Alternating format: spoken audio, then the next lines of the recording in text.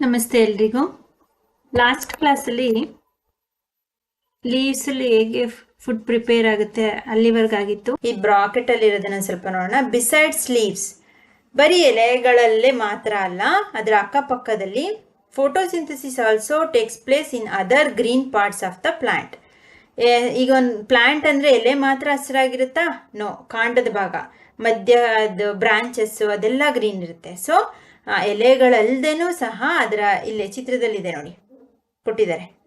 ಈ ಲೀಫು, ಇಲ್ಲಿ stem, flower ಬಿಡಿ ಕಲರ್ ಇರುತ್ತೆ. ಏನು ಸಸ್ಯದಲ್ಲಿ ಎಲ್ಲ ಇರ್ತಕ್ಕಂತಹ ಗ್ರೀನ್ ಪಾರ್ಟ್ಸ್ ಅಲ್ಲೂ ಸಹ ಫೋಟೋಸಿಂಥಸಿಸ್ ನಡೆಯುತ್ತೆ. In green stem and green branches ಅಂದ್ರೆ ಹಸಿರು ಕೊಂಬೆ, ಹಸಿರು ಕಾಂಡ. ಇದು the desert plants have scale or spine like leaves to reduce loss of water by transpiration. ಅದೇ ತರ ಡೆಸರ್ಟ್ ಅಂದ್ರೆ ಮರುಭೂಮಿಯಲ್ಲಿ ಇರ್ತಕ್ಕಂಥ ಪ್ಲಾಂಟ್ಸ್ ಅಲ್ಲಿ ಸ್ಕೇಲ್ಸ್ ಮೇಲೆ, ಗಿಡದ ಮೇಲೂ, ಸ್ಪೈನ್ಸ್ ಅಂದ್ರೆ ಮುಳ್ಳುಗಳು. ಈ ಕಳ್ಳಿ ಗಿಡ ಅಂತ ಕೇಳಿದೀರಾ ಅಲ್ವಾ, ಪಾಪಸ್ ಕಳ್ಳಿ ಗಿಡ, ಅದ್ರಲ್ಲಿ ಮುಳ್ಳುಗಳಿರುತ್ತೆ, ಗ್ರೀನ್ ಕಲರೇ ಇರುತ್ತೆ ದಪ್ಪನಾಗಿ. ಅವುಗಳೇ ಏನ್ ಮಾಡುತ್ತೆ, ಆ ಸಸ್ಯದಲ್ಲಿರ್ತಕ್ಕಂಥ ನೀರಿನ ಅಂಶ ಲಾಸ್ ಆಗಬಾರ್ದು ಅಂತೇಳಿ ಅದನ್ನ ಕಂಟ್ರೋಲ್ ಮಾಡಿ, ಟ್ರಾನ್ಸ್ಪಿರೇಷನ್ ಅಂದ್ರೆ ಆವಿಯಾಗೋದು, ಆ ಎಲೆಗಳಲ್ಲಿ ಇರ್ತಕ್ಕಂಥ ನೀರು ಆವಿಯಾಗಿ ಹೋಗುತ್ತೆ, ಇದನ್ನ ಟ್ರಾನ್ಸ್ಪಿರೇಷನ್ ಅಂತ ಕರೀತಾರೆ. ಅದು ಲಾಸ್ ಆಗಬಾರ್ದು ಆ ವಾಟರ್. ಆ ಥರ ಆ ಸ್ಪೈನ್ಸ್, ಅದ್ರ ಮೇಲಿರ್ತಕ್ಕಂತಹ ಕವಚಗಳೇನು ಮಾಡುತ್ತೆ, ಅವುಗಳನ್ನ ತಡೆಯುತ್ತೆ. ಫಾರ್ ಎಕ್ಸಾಂಪಲ್ ಎಕ್ಕದ ಗಿಡ, ಅದ್ರ ಮೇಲೆ ವ್ಯಾಕ್ಸಿನ್ ಥರ ಲೇಯರ್ ಇರುತ್ತೆ, ದಪ್ಪ ಇರುತ್ತೆ ಎಲೆ, ಬೇಗ ಒಣಗೋಗಲ್ಲ ಗಿಡಗಳು. These plants have green stem which carry out of photosynthesis. ಇಂತಹ ಪ್ಲಾಂಟ್ಗಳಲ್ಲಿ ಸ್ಟೆಮ್ಮೆ ಗ್ರೀನ್ ಆಗಿರುತ್ತೆ, ಅಲ್ಲಿ ಫೋಟೋಸಿಂಥಸಿಸ್ ಅಂದರೆ ಆಹಾರ ತಯಾರಿಕೆ, ದ್ಯುತಿ ಸಂಶ್ಲೇಷಣಾ ಕ್ರಿಯೆ ನಡೆಯುತ್ತೆ. ಎಲೆಗಳಿರಲ್ಲ ಪಾಪಸ್ ಕಳ್ಳಿ ಗಿಡದಲ್ಲಿ, ದಪ್ಪ ಎಲೆಗಳಿರುತ್ತೆ. ಆದರೆ ಕೆಲವೊಂದು ಗಿಡಗಳಲ್ಲಿ ಉದ್ದುದ್ದಕ್ಕೆ ಕಳ್ಳಿ ಗಿಡಗಳು ಅವೇ ಇರುತ್ತೆ ದಪ್ಪನಾಗಿ, ಅಲ್ಲೇ ಫೋಟೋಸಿಂಥಸಿಸ್ ಗ್ರೀನ್ ಪಾರ್ಟಲ್ಲಿ ನಡೆಯುತ್ತೆ. ಇಲ್ಲಿ ನೋಡಿ ಒಂದು ಪಿಕ್ಚರ್ ಕೊಟ್ಟಿದೆ. ಸನ್ಲೈಟ್ ಎಷ್ಟು ಇಂಪಾರ್ಟೆಂಟ್ ಫೋಟೋಸಿಂಥಸಿಸ್ಗೆ. ಕಾರ್ಬನ್ ಡೈಆಕ್ಸೈಡ್ನ ಹೀರ್ಕೊಳ್ಳುತ್ತೆ, ಈ ಕಡೆ ಆರೋಸ್ ಬಂದಿದೆ. ಓಕೆ, ಫೋಟೋಸಿಂಥಸಿಸ್ ಟೈಮಲ್ಲಿ ಆಕ್ಸಿಜನ್ನ ಬಿಡುತ್ತೆ ಸಸ್ಯಗಳು, ಅರ್ಥ ಆಯ್ತಾ? ಕ್ಲೋರೋಫಿಲ್, ಎಲೆಗಳಲ್ಲಿ ಕ್ಲೋರೋಫಿಲ್ ಇರುತ್ತೆ, ಕ್ಲೋರೋಫಿಲ್ ಇನ್ ಲೀಫ್. ಹಾಗೆ ಸಾಯಿಲಲ್ಲಿ ಏನಿರುತ್ತೆ, ವಾಟರ್ ಮತ್ತೆ ಮಿನರಲ್ಸ್ ಇರುತ್ತೆ. ಇದು ಒಂದು ಸಸ್ಯದಲ್ಲಿ ನಡೀತಕ್ಕಂತಹ photosynthesis process. Okay, see in your textbook. During photosynthesis, chlorophyll containing cells of leaves, ಎಲೆಗಳಲ್ಲಿ ಇರ್ತಕ್ಕಂತಹ ಜೀವಕೋಶಗಳಲ್ಲಿ ಯಾವುದು, ಇಲ್ಲಿ ಕೆಳಗಡೆ ಪಿಕ್ಚರ್ ಇದೆ ನೋಡಿ, ಈ ತರ ಎಲೆಯಲ್ಲಿ ಕ್ಲೋರೋಫಿಲ್ ಎಂಬ ಪಿಗ್ಮೆಂಟ್ ಇರುತ್ತೆ. ಇದರ ಸಹಾಯದಿಂದ ಏನ್ ಮಾಡುತ್ತೆ, ಎಲೆಗಳು ಫೋಟೋಸಿಂಥಸಿಸ್ನ ಮಾಡುತ್ತೆ. During the photosynthesis, chlorophyll containing cells of leaves, ಎಲೆಯಲ್ಲಿ ಇರ್ತಕ್ಕಂತಹ ಕ್ಲೋರೋಫಿಲ್ ಇಂದ ಆ ಪಿಗ್ಮೆಂಟ್ನ ಉಪಯೋಗಿಸ್ಕೊಂಡು ಆಹಾರವನ್ನು ತಯಾರು ಮಾಡುತ್ತೆ. In the presence of sunlight, use carbon dioxide and water to synthesise carbohydrates. The process can be represented in a equation. ಇದ್ರ ಜೊತೆಗೆ ಏನು ಬೇಕು, chlorophyll pigment, sunlight, carbon dioxide and water, ಇಷ್ಟನ್ನು ಯೂಸ್ ಮಾಡಿಕೊಂಡು ಏನು ಮಾಡುತ್ತೆ, ಸಸ್ಯದಲ್ಲಿರ್ತಕ್ಕಂತಹ ಎಲೆಗಳು ತಮ್ಮ ಆಹಾರವನ್ನು ತಾವೇ ತಯಾರಿಸ್ಕೊಳ್ಳುತ್ತೆ.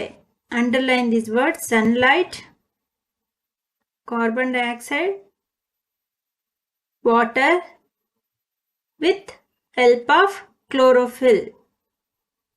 They can synthesize their photosynthesis.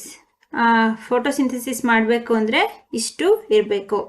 ಇದನ್ನು ಈಕ್ವೇಷನಲ್ಲಿ ತೋರಿಸಿದ್ದಾರೆ, ಕೆಳಗೆ ಬನ್ನಿ, ಇಲ್ಲಿದೆ ನೋಡಿ. ಕಾರ್ಬನ್ ಡೈಆಕ್ಸೈಡ್ ಅಂದರೆ CO2, ಅದರದ್ದು ಕೆಮಿಕಲ್ ಫಾರ್ಮುಲಾ CO2, ಬೇಕಾದ್ರಲ್ಲಿ ಬರ್ಕೊಳ್ಳಿ, ನಾನು ಬರ್ದಿರ್ತೀನಿ. CO2 ಪ್ಲಸ್ ವಾಟರ್ದೇನು H2O,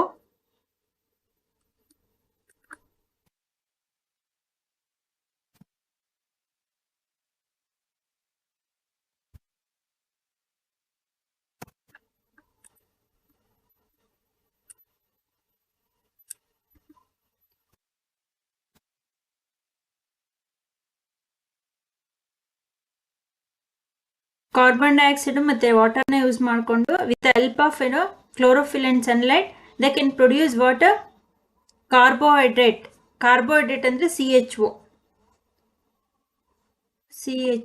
ಅದರದ್ದು chemical formula plus with photosynthesis what is the product carbohydrate ಮತ್ತು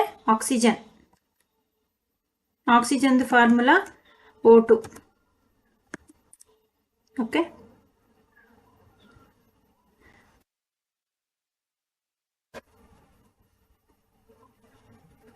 ಲೀವ್ಸ್ ಏನು ಮಾಡುತ್ತೆ, ಎಲೆಗಳು ಆಹಾರವನ್ನು ತಯಾರಿಸಬೇಕಾದ್ರೆ carbon dioxide plus water with the help of sunlight they can synthesise they photosynthesis released carbohydrates and oxygen. Carbohydrate ಅಂದರೆ ಸಸ್ಯಗಳಲ್ಲಿ starch ಅಂತ, they can convert into starch. ಇಲ್ಲಿ ಸೈಡಲ್ಲಿ ಬನ್ನಿ, ಇಲ್ಲಿ ನೋಡಿ ಏನು ಫೋಟೋಸಿಂಥಸಿಸ್ ಅಲ್ಲಿ ಏನಾಗುತ್ತೆ ಅಂತೇಳಿ ನೋಡಿ. ಇಲ್ಲಿ ಡ್ಯೂರಿಂಗ್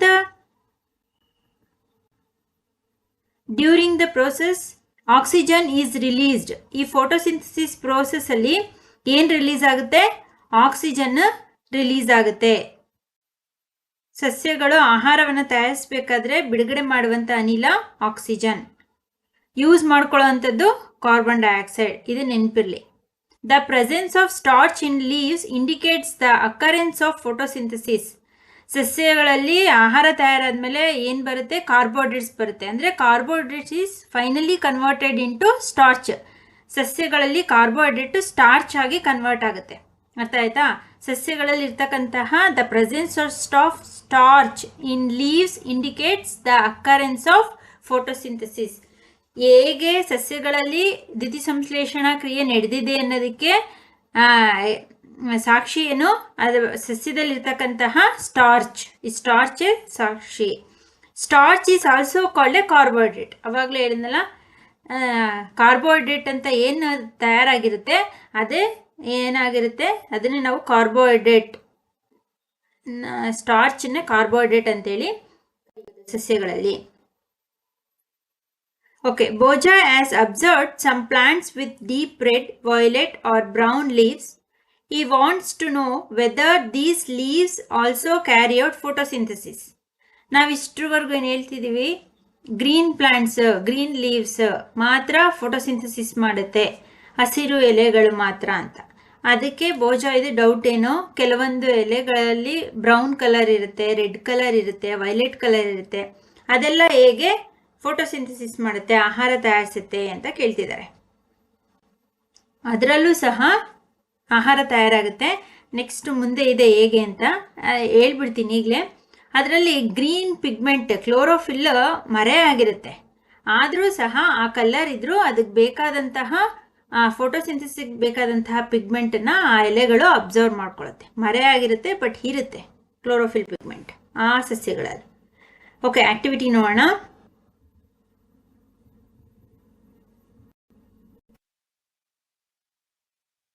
ಆಕ್ಟಿವಿಟಿ 1.1 ನೋಡಿ.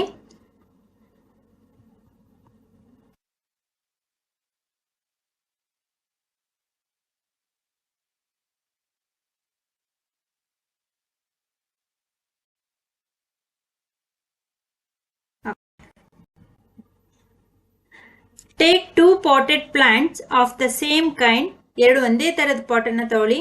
ಕೀಪ್ 1 ಇನ್ ದ ಡಾರ್ಕ್, ಒಂದನ್ನು ಕತ್ಲಲ್ಲಿಡಿ, ಆರ್ ಇನ್ ಬ್ಲಾಕ್ ಬಾಕ್ಸಲ್ಲಿ for 72 hours and the other in sunlight.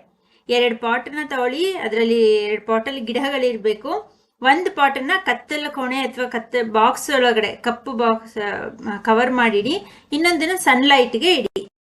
2 potted ಇರುವಂತಹ ಪ್ಲಾಂಟನ್ನು.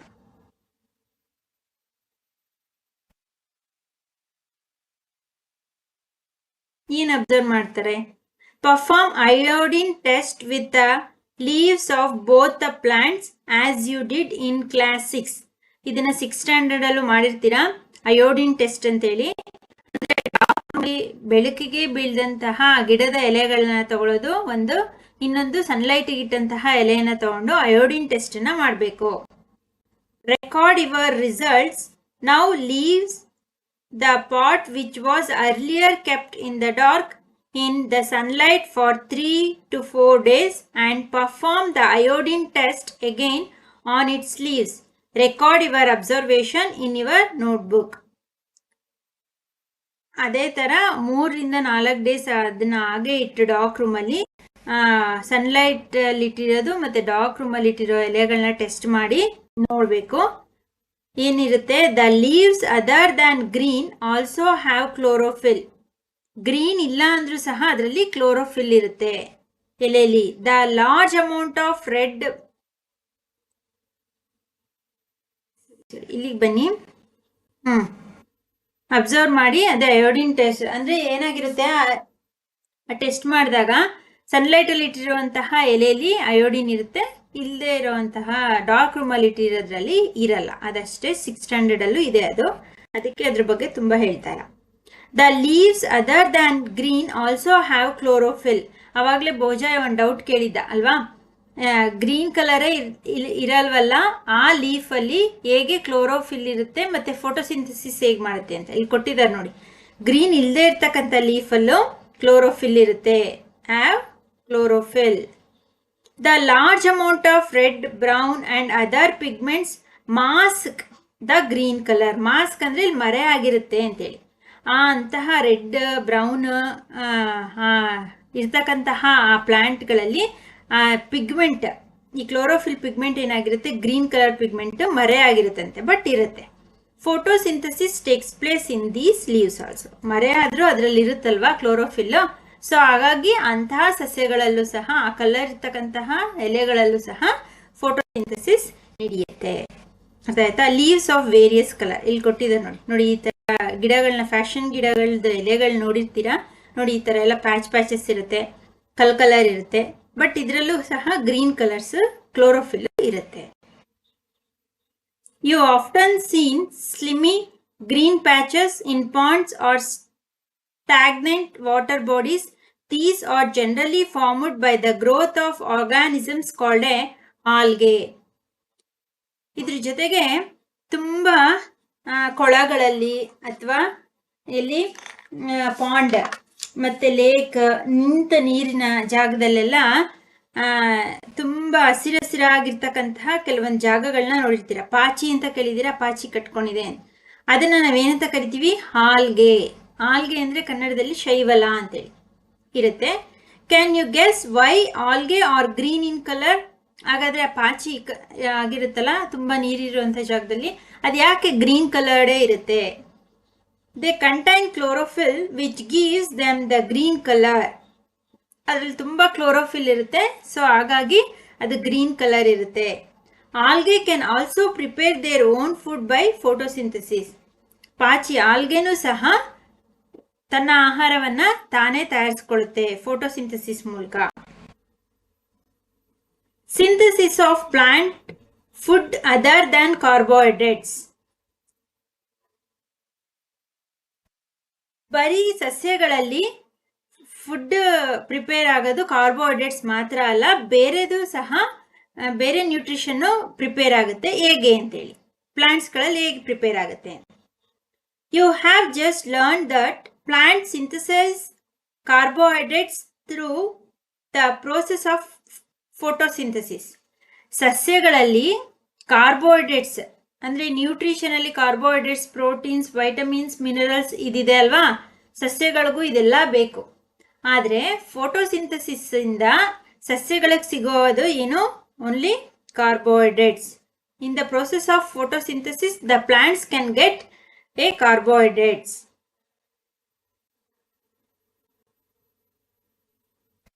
ಪಕ್ಕದಲ್ಲಿ ನೋಡಿ, carbohydrates are made of carbon, hydrogen and oxygen. Carbohydrates ಅಂದ್ರೆ ಏನೇನಿರುತ್ತೆ ಅದರಲ್ಲಿ, CHO ಕಾರ್ಬನ್, C ಅಂದ್ರೆ ಕಾರ್ಬನ್, H ಅಂದ್ರೆ ಹೈಡ್ರೋಜನ್, O ಅಂದ್ರೆ ಆಕ್ಸಿಜನ್, ಇದು ಮೂರು ಇರುತ್ತೆ.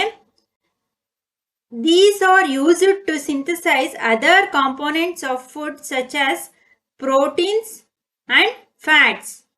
ಈ ಕಾರ್ಬೋಹೈಡ್ರೇಟ್ಸ್ ಇಂದ ಏನ್ ಹೆಲ್ಪ್ ಆಗುತ್ತೆ, ಪ್ರೋಟೀನ್ ಮತ್ತೆ ಫ್ಯಾಟ್ ನ ಸಿಂಥಸೈಸ್ ಮಾಡೋದಕ್ಕೆ ಹೆಲ್ಪ್ ಆಗುತ್ತಂತೆ. ಅರ್ಥ ಆಯ್ತಾ? ಈ ಕಾರ್ಬೋಹೈಡ್ರೇಟ್ಸ್ ಏನಕ್ಕೆ ಹೆಲ್ಪ್ ಮಾಡುತ್ತೆ, ಪ್ರೋಟೀನ್ ಮತ್ತೆ ಕಾರ್ಬೋಹೈಡ್ರೇಟ್ ನ ಸಿಂಥಸೈಸ್ ಮಾಡ್ಕೊಳ್ಳೋದಕ್ಕೆ ಹೆಲ್ಪ್ ಮಾಡುತ್ತೆ.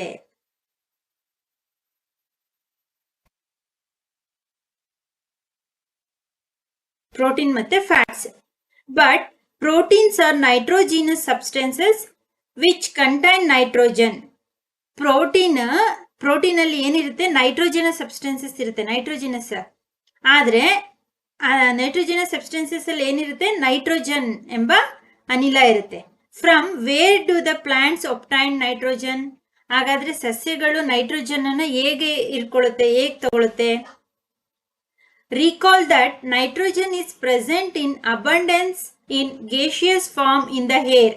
ನಿಮ್ಮೆಲ್ಲರಿಗೂ ಗೊತ್ತು, ನಮ್ಮ ಪ್ರಕೃತಿಯಲ್ಲಿ ತುಂಬಾ ಹೆಚ್ಚಾಗಿರ್ತಕ್ಕಂತಹ ಅನಿಲ ಅಂದ್ರೆ ಅದು ನೈಟ್ರೋಜನ್. ಕಾರ್ಬನ್ ಇರ್ಬೋದು, ಆಕ್ಸಿಜನ್ ಇರ್ಬೋದು, ನೈಟ್ರೋಜನ್ ಇರ್ಬೋದು, ಆರ್ಗಾನ್, ನಿಯಾನ್, ಎಷ್ಟೊಂದಿದೆ, ಕಾರ್ಬನ್ ಡೈಆಕ್ಸೈಡ್, ಕಾರ್ಬನ್ ಮಾನಾಕ್ಸೈಡ್, ಈ ಥರ ಎಷ್ಟೊಂದು ಗ್ಯಾಸಸ್ ಇದೆ. ಆದರೆ ನಮ್ಮ ಪ್ರಕೃತಿಯಲ್ಲಿ ತುಂಬ ಹೆಚ್ಚಾಗಿರ್ತಕ್ಕಂತಹ ಗ್ಯಾಸ್ ಅಂದರೆ ಅದು ಯಾವ್ದು ಹೇಳಿ? Abundance of gaseous in the air ಅಂದರೆ ಅದು nitrogen. However, plants cannot absorb nitrogen in this form. ಹಾಗೆ ನಿಮಗೆ ಚೆನ್ನಾಗಿ ಗೊತ್ತಿರಲಿ, ಸಸ್ಯಗಳಿಗೆ ಈ ನೈಟ್ರೋಜನ್ ಗೇಷಿಯಸ್ ಫಾರ್ಮಲ್ಲಿ ಇದ್ರೆ ಅದನ್ನ ಅಬ್ಸರ್ವ್ ಮಾಡ್ಕೊಳ್ಳೋದಕ್ಕೆ ಆಗಲ್ಲ ಈ ಫಾರ್ಮಲ್ಲಿ. So soil has certain bacteria that convert gaseous nitrogen into usable form and release it into the soil. ಅದಕ್ಕೆ ಏನು ಮಾಡುತ್ತೆ, ಮಣ್ಣಿನಲ್ಲಿ ಸಾಯಿಲ್ ಹ್ಯಾಸ್ ಸರ್ಟನ್ ಬ್ಯಾಕ್ಟೀರಿಯಾ, ಮಣ್ಣಿನಲ್ಲಿ ಕೆಲವೊಂದು ಬ್ಯಾಕ್ಟೀರಿಯಾಗಳಿರುತ್ತೆ.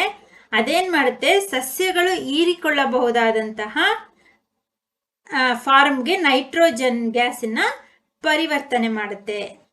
ಅರ್ಥ ಆಯ್ತಾ? These are absorbed by the plants along with water. Convert ಮಾಡಿ ಮಣ್ಣಿಗೆ ಕಳಿಸುತ್ತೆ. ವಾತಾವರಣದಲ್ಲಿರ್ತಕ್ಕಂತಹ ಗಾಳಿ ರೂಪದ ನೈಟ್ರೋಜನ್ ಅನ್ನ ಮಣ್ಣಿನಲ್ಲಿರ್ತಕ್ಕಂತಹ ಬ್ಯಾಕ್ಟೀರಿಯಾಗಳು ಸಸ್ಯಗಳು ಹೀರಿಕೊಳ್ಳಕ್ಕೆ ಸಹಾಯವಾಗುವಂತಹ ರೂಪಕ್ಕೆ ಪರಿವರ್ತಿಸಿ ಮಣ್ಣಿಗೆ ಕಳಿಸುತ್ತೆ. ಈ ಮಣ್ಣಿನ ಮೂಲಕ ಸಸ್ಯಗಳ ಬೇರುಗಳು ಏನ್ ಮಾಡುತ್ತೆ, ಈ ನೈಟ್ರೋಜನ್ ಅನ್ನ ಹೀರ್ಕೊಳ್ಳುತ್ತೆ. ಇಲ್ಲಿ ನೋಡಿ, these are absorbed by the plants along with the water. ಮಣ್ಣಿನಲ್ಲಿ ನೀರೆಲ್ಲ ಇರುತ್ತಲ್ಲ, ನೀರಿನ ಮೂಲಕ ಹೀರ್ಕೊಳ್ಳುತ್ತೆ. Also you might have seen farmers adding fertilisers rich in nitrogen to the soil. ಅದ್ರ ಜೊತೆಗೆ ನೀವು ನೋಡಿರ್ತೀರಾ, ಮಣ್ಣಿಗೆ ಈ ರೈತರು ಫಾರ್ಮರ್ಸ್ ಫರ್ಟಿಲೈಸರ್ಸ್ನ ಹಾಕ್ತಾರೆ ಅಲ್ವಾ, ರಸಗೊಬ್ಬರಗಳನ್ನ. ಅದರಲ್ಲಿ ನೈಟ್ರೋಜನ್ ಇರುತ್ತೆ. NPK ಗೊಬ್ಬರ ಅಂತ ಕೇಳಿದ್ದೀರಾ ಅಲ್ವಾ? ಆ NPK ಗೊಬ್ಬರ ಅಂದ್ರೆ N ಅಂದ್ರೆ ನೈಟ್ರೋಜನ್, P ಅಂದ್ರೆ ಫಾಸ್ಫರಸ್, K ಅಂದ್ರೆ ಪೊಟ್ಯಾಷಿಯಂ ಅಂತ. NPK ಗೊಬ್ಬರವನ್ನು ಹಾಕ್ತಾರೆ, ಅದರಲ್ಲಿ ಸಹ ನೀರಿನ ಮೂಲಕ ಹಾಕ್ತಾರೆ. ಅದು ನೀರಿನ ಮೂಲಕ ಸಸ್ಯಗಳು ಹೀರ್ಕೊಳ್ಳುತ್ತೆ. In this way, the plants fulfill their requirements of nitrogen along with the other constituents. ಈ ರೀತಿ ಸಸ್ಯಗಳು ತನಗೆ ಬೇಕಾದಂತಹ ಇತರ ನ್ಯೂಟ್ರಿಷನ್ನ ನೈಟ್ರೋಜನ್ ಅನ್ನ ಬೇರೆ ರೂಪದಲ್ಲಿ ಹೀರ್ಕೊಳ್ಳುತ್ತೆ. Plants can then synthesise proteins and vitamins. ಈ ನೈಟ್ರೋಜನ್ ಅನ್ನ ಸಹಾಯದಿಂದ ಮತ್ತೆ ಏನ್ ಮಾಡುತ್ತೆ, ಅದಕ್ಕೆ ಬೇಕಾದಂತಹ ಪ್ರೋಟೀನ್ಸ್ ಮತ್ತೆ ವೈಟಮಿನ್ಸ್ ನ ಸಿಂಥಸೈಸ್ ಮಾಡ್ಕೊಳ್ಳುತ್ತೆ, ಸಂಶ್ಲೇಷಣೆ ತಯಾರು ಮಾಡ್ಕೊಳ್ಳುತ್ತೆ. ಅರ್ಥ ಆಗ್ತಿದ್ಯಾ? ಕಾರ್ಬೋಹೈಡ್ರೇಟ್ ಸಹಾಯದಿಂದ ಪ್ರೋಟೀನ್ಸ್ ಮತ್ತೆ ಫ್ಯಾಟ್ಸ್ ತಯಾರಾಯ್ತು. ಈ ಪ್ರೋಟೀನ್ಸ್ ನ ಸಹಾಯದಿಂದ ವೈಟಮಿನ್ಸ್ ಸಿಂಥಸೈಸ್ ಮಾಡ್ಕೊಳ್ಳೋಕಾಯ್ತು. ಅರ್ಥ ಆಯ್ತಾ? ಇಷ್ಟಿಲ್ಲಿ 1.3ನ ನೆಕ್ಸ್ಟ್ ಕ್ಲಾಸಲ್ಲಿ ಮಾಡ್ತೀನಿ.